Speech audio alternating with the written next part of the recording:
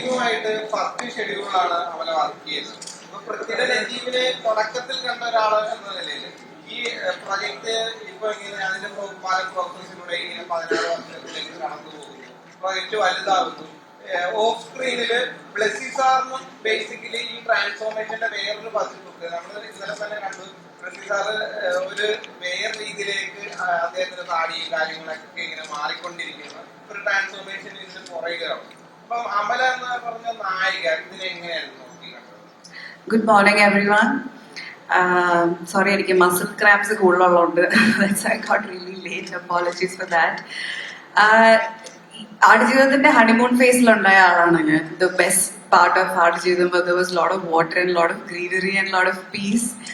And then yes, എല്ലാവരും ഒരു major ട്രാൻസ്ഫോർമേഷനിലൂടെയാണ് പോയത്.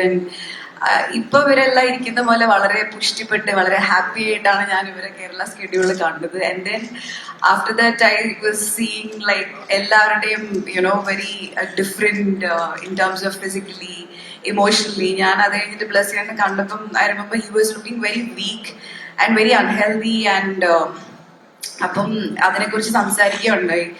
And like I said, like Blasian's body is trying to catch up with his passion. Like body atra weak aayirundengilum, even though he was sick, he was going through some diet and all, but in spite of all that, he was only talking about the film. And അത് കഴിഞ്ഞിട്ട് ബ്ലസ്സിയേട്ടനെ കണ്ടപ്പോൾ ബ്ലസ്സിയേട്ടൻ was telling സൈനുവിന്റെ പെർസ്പെക്റ്റീവിലുള്ള, Najeeb ഇല്ലാതെ സൈനു അനുഭവിച്ച ഒരു ജീവിതം, സൈനു എന്തായിരിക്കും face ചെയ്തിട്ടുണ്ടാവുക, അതിനെ കുറിച്ചൊക്കെ സംസാരിക്കുമായിരുന്നു. So like physically, even Prithvi and I was just seeing some pictures and some rushes and all. In fact, 2021 ഡബിന് വേണ്ടിയിട്ട് ഒരു പാച്ച് ഡബിന് വേണ്ടിയിട്ട് ഞാൻ ചെന്നൈയിലെ സ്റ്റുഡിയോയിൽ പോയപ്പം I was seeing A teaser.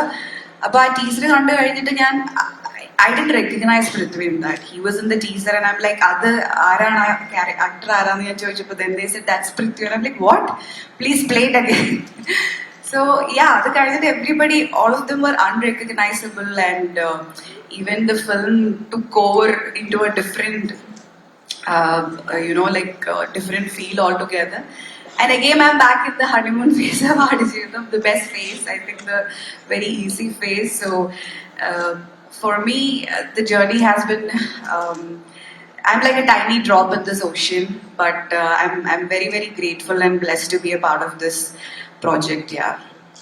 ലോകത്തെവിടെയായാലും ഏത് സമയത്തും 24 വാർത്തകളും ഓഗ്മെന്റഡ് റിയാലിറ്റി പാക്കേജുകളും എക്സ്പ്ലെയിനറുകളും വിശദമായി കാണാൻ ഞങ്ങളുടെ യൂട്യൂബ് ചാനൽ നിങ്ങൾക്ക് സബ്സ്ക്രൈബ് ചെയ്യാം.